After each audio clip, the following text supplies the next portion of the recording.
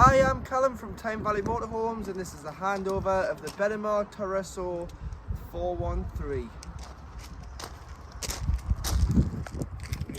So starting the walk round on the driver's side of the motorhome first. When you arrive on site or you want to charge it at home, this is how you hook the vehicle up to mains electric. So you get your hookup lead, lift the collar and slide it onto the vehicle. Always hook the motorhome up first and then the power point, and do it in reverse order when unhooking so that you're never walking around with a live lead in your hand. But when unhooking, if you just do push the blue clip down, it will release the power cable safely. To drain off your water underneath the van, you remove the green cap here, and that will drain off your freshwater tank. So if you've taken on contaminated water or you're winterizing it and you want to leave it completely drained down in the winter so the water doesn't freeze in the colder temperatures, remove and unscrew the green cap. However, to fill it, you need to carry a hose pipe and some hose pipe fittings, as it's mainly just a brass tap on site, and pop your hose pipe into here and fill the vehicle until you've got enough on the control panel or it overflows on the outside of the vehicle and you know that the water is full. And then you can put your cap on. That is lockable as well, this cap, so you can do that as well. Here you've got your gas locker. So we've got our test bottle on board this vehicle at the moment. It doesn't come with that gas bottle. This is just to show you gas appliance is working. So when you do put a bottle on board, the first thing you're going to do is strap the bottle in. So around the bottom and around this top section of the bottle to keep it secure. And then to connect this pipe to the cylinder, it's a left-hand thread. So opposite threads with it being gas, left to tighten, right to loosen. You want to hand tighten it onto the cylinder until it's tight, and then you want to get a gas spanner or an adjustable wrench and just nip it up, its final last nip, so it's nice and tight before turning the cylinder on at the top. Making sure that you turn the cylinder off before you do start travelling, and you do have space for a spare bottle, so you can always have a reserve. Should one become empty, disconnect your pigtail and connect it to your other bottle. But like I say, make sure it is all turned off before you do start travelling. 2 fridge vents.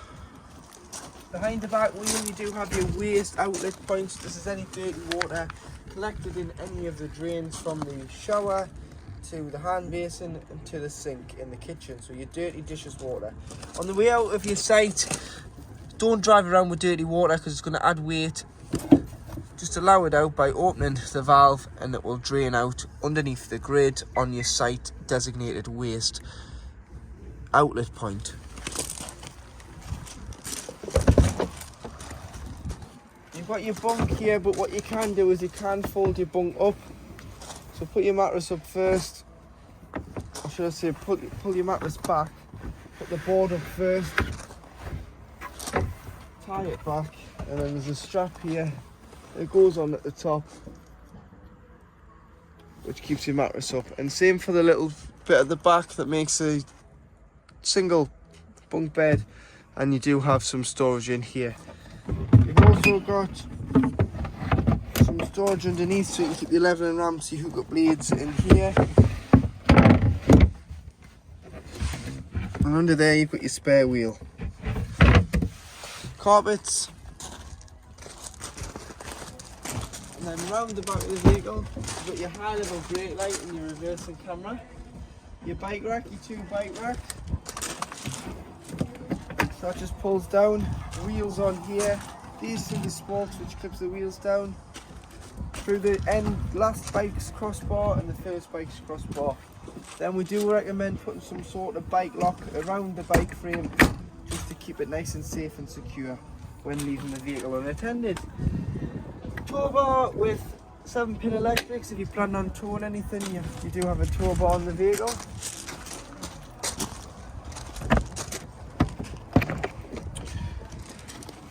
Some more storage this side, like I say, do the same with the mattress, and you can pull this up and store the mattress in there.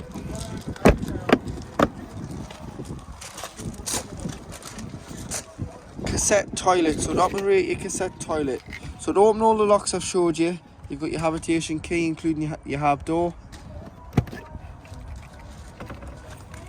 To get your cassette out, lift the blue clip and slide out.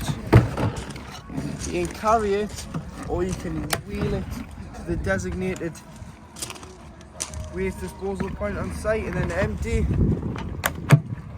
Remove the blue cap on this one, press the blue button, pour the content of the cassette out, put some water in, give a slight rinse and fill up with chemical. You've got a cap full of chemical there, so 120ml into here of the blue or the green and push it back into the motor hose.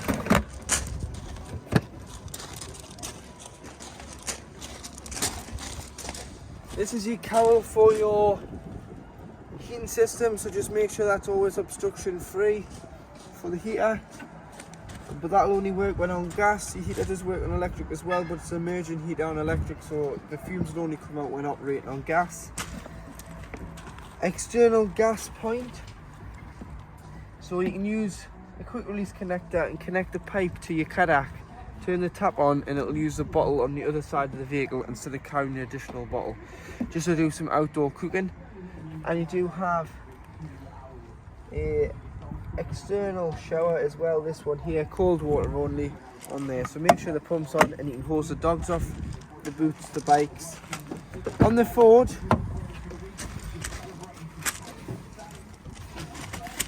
your fuel is here, which is capless, so just put the filler straight in to fill with fuel, and then underneath you do have AdBlue, so it's a 20-litre tank on a Ford.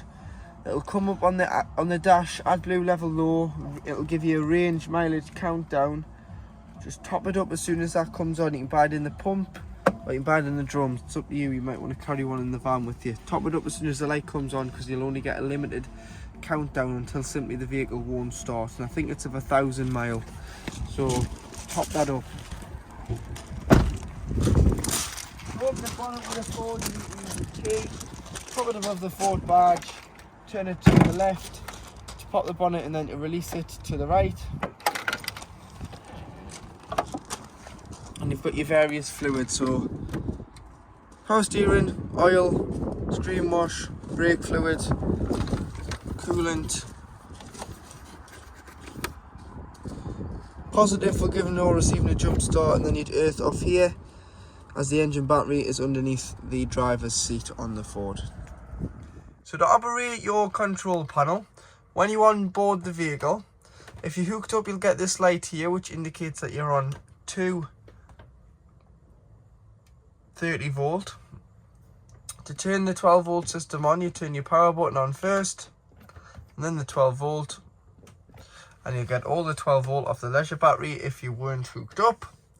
But if you are hooked up, you'll get mains voltage as your receiving mains voltage. Pump is this one here, so make sure you've got enough water on board, and the taps, toilet and shower will perform well with the pump on. They'll not work if you don't have the taps, toilet, or should I say they won't work if the pump's not on. Your taps, toilet and shower will not have a pressurized flow of water. Awning light on the side there of the vehicle. Trailer battery, which is your leisure battery. Cab battery. Fresh water reading. When that goes red, you need to refill, and when this one goes red, your waste is full, so you need to pull the handle behind the back driver's wheel. Truma CP digital control panel. What I'm going to do is, and I'm going to insert a clip of how to operate this now, but that is your Truma CP heating and hot water control panel on gas and electric. So to operate your digital Truma CP control panel, to turn the system on and off, you'd press and hold to turn it off, press it once to turn it on and it'll come on, and then to get into the menu you just press it once. You'll notice you've got a thermometer with it in a van flashing at the top corner. If you press enter, this is how hot you want your vehicle. So you've got all the way off in the summer when you don't want the heating, or you've got all the way to 30 degrees in the winter when it's very cold. So once you're happy, so if we say 27 degrees there, that's how hot I want the inside of the motorhome to be, I'd press enter, and that'll save that at 27 degrees. Now you've got a thermometer in some water. This is how hot you want your water. So if you don't have any water on board, you'd have it on off. 40 degrees for showering, 60 degrees for doing your dishes, but it's entirely up to yourself how hot you want your water. Or you've got boost, which will turn off your heating and prioritize your water first. But for this, we'll just say 60 degrees because we want the heating to run along with the water. Next, you've got what source you're heating the water and the vehicle off. So you've got gas, so make sure your gas bottle's on and it's turned on. You've got mix 1, which is 750 watts of electric and gas. You've got mix 2, which is 1850 watts of electric plus gas. So you'd use mix 2 in the winter. If you're away and it was really cold, use a mix 2. Will boost the vehicle up to temperature because you're using both sources together. Then you can turn it over to electric. So you've got electric 750 watts EL1, and you've got EL2, which is 1850 watts of electric. Don't waste your gas if you're on a site, unless you're away and it's really cold and you're using mix 2 for the first 10-15 minutes. Then allow electric to continue to heat the motorhome and maintain the temperature. Because if you're on a site, you've paid your site fees after all, you'll not want to waste your gas. Then you've got your fan in the top right hand corner, so eco or high or boost. This is just a 12 volt assisted fan. So eco will use less 12 volt. High obviously uses more fan speed, so it's going to use a little bit more 12 volt. And boost uses full power on the fan, which is going to use the most out of the 12 volt battery. Sleep with it on eco because it's a lot quieter than sleeping with it on anything else. If you're going to sleep with the heating on in the winter, you've got a timer so you can time the heating to come on and off, just the once though. Clock in the middle, and then spanner. You can go all the way down to reset, and to reset the control panel, if you ever get a warning triangle in the middle, reset, preset, click again, and it will restart your control panel. And then to turn off, press and hold, and it'll say off, and it'll completely turn itself off. So in your kitchen, you do have one electric hot plate, which is this one here, but you've got to be hooked up for that to work, as it's mains appliance. And then you do have 2 gas. Just make sure everything's cold before you do put the glass lid down, otherwise you can shatter it if it's still too hot.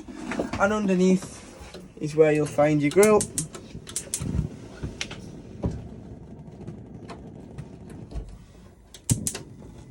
And your oven.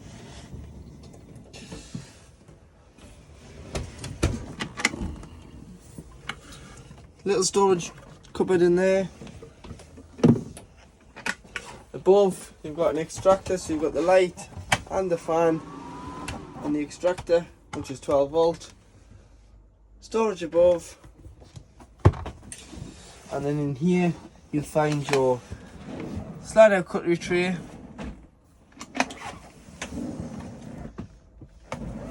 and some storage drawers. In the top one, if we go back to the top one, these are your gas isolation valves. So any problems with gas, turn the bottle off to be safe. But these are mainly for when the vehicle is serviced. We'll turn each appliance off and drop test the gas to make sure that you've got no leaks and that the gas is still working to the correct standards set by the National Caravan Council. Large drawer at the bottom for your pots and pans or your shopping. And as long as your pump is on,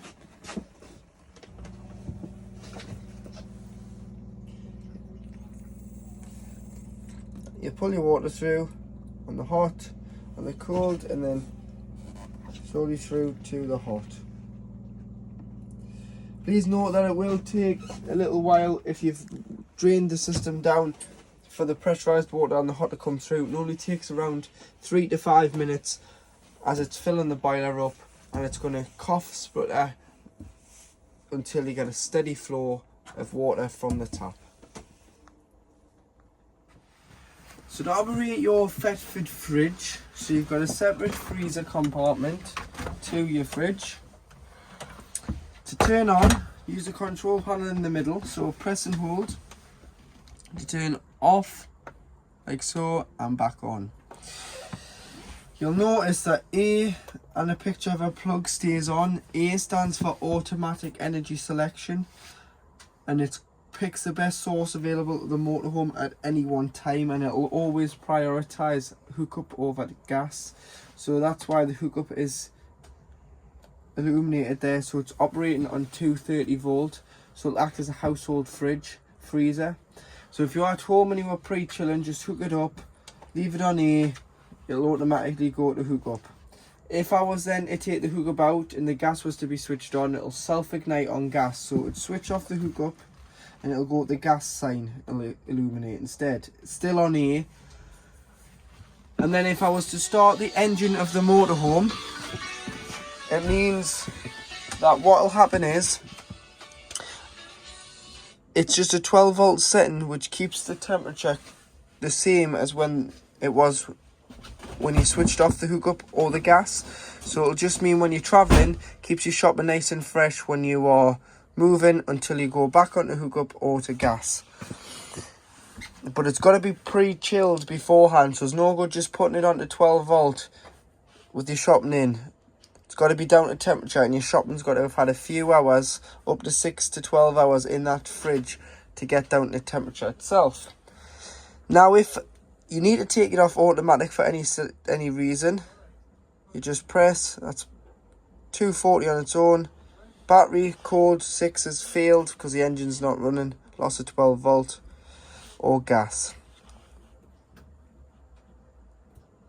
5 being the coldest, 1 being the warmest. Please note it does wait 20 minutes before lighting on gas on automatic once the engine's been turned off. So if you were going wild camping, you've pre-chilled it at home, you put your shopping in, you've ran it up to your wild camping spot on 12 volt.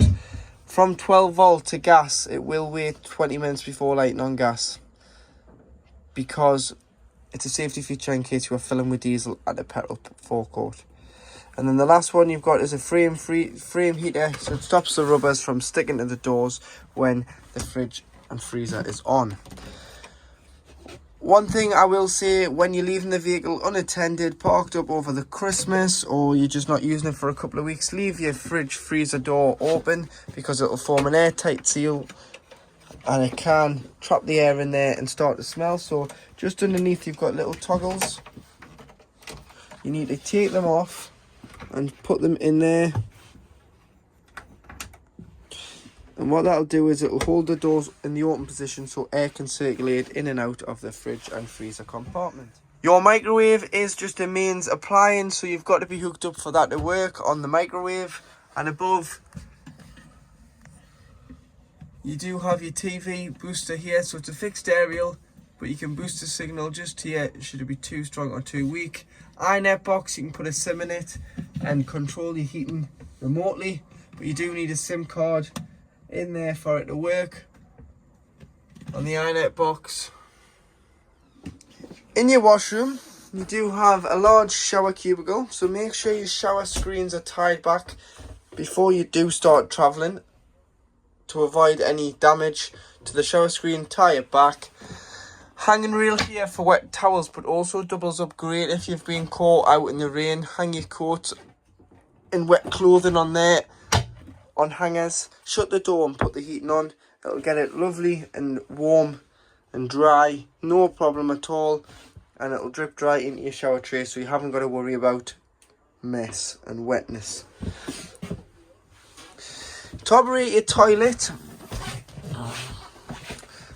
pump on. Blue button is your freshwater flush, so put a bit of water in the toilet first to lubricate the blade between the top of the toilet and the bottom of the cassette, and then before you use it, open the blade with your slide to the right use the toilet, give a flush after use, and close back to the left. You always want to make sure it's closed after use. A, so there's no spillages, and B, so you can get the cassette out the side of the van without the mechanism being engaged when it is full, which it will if it's closed. If it opens, it won't, and that will go from green to red when the cassette is full. When you're winterizing and you've drained your fresh, your waste, and your boiler, which I'll show you how to do in a moment, if you just leave your taps open in the middle position of the mixer, it'll help eliminate any water in the pipelines, and turn the pump on after you've drained it all down for 10 seconds just to blow any water out of the pipe.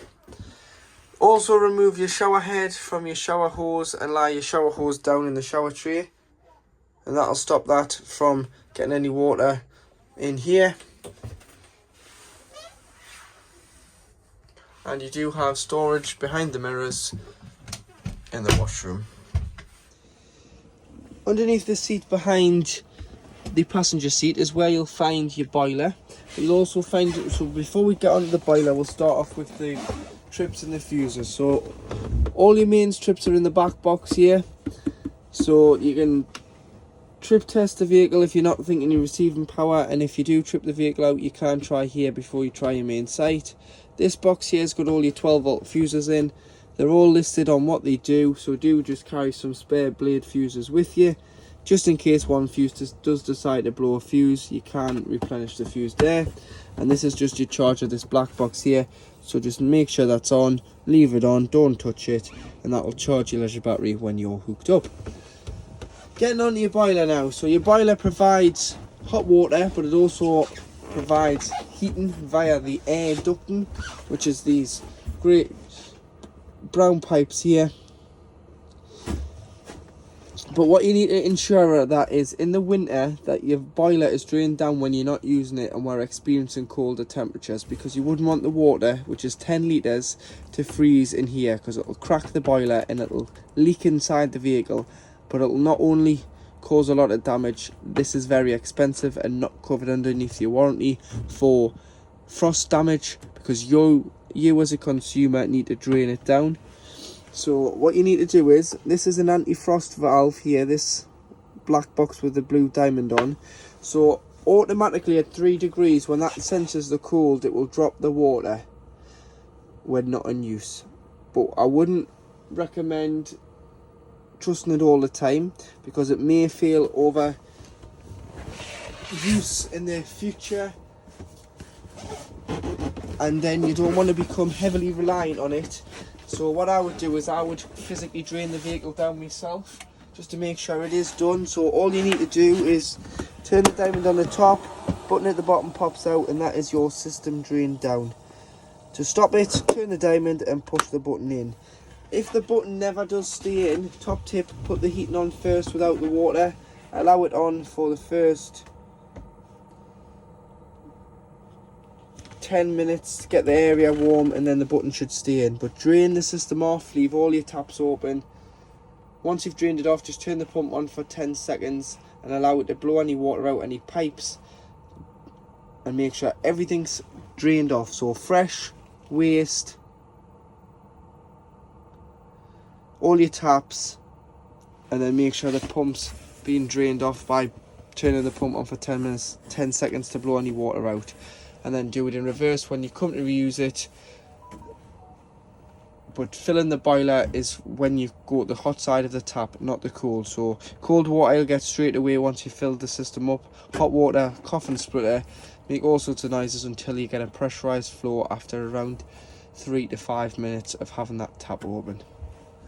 So to drop your front electric drop down bed, make sure that your 12 volt system is on your control panel, and press this button here, and the bed will come down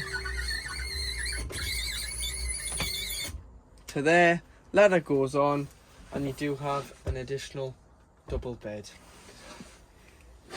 Make sure you leave your duvet on it, but take your pillows off when putting it up. And then it's a maximum of 230 kilograms on the bed. And that is the electric drop down. So to work your TV, which is a 12 volt TV, Every time you move site, you will have to retune the telly. So grab your remote, press menu, which is this one here.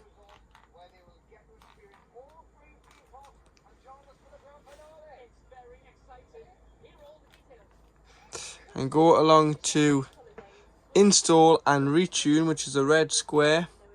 Automatic channel search, digital, yes.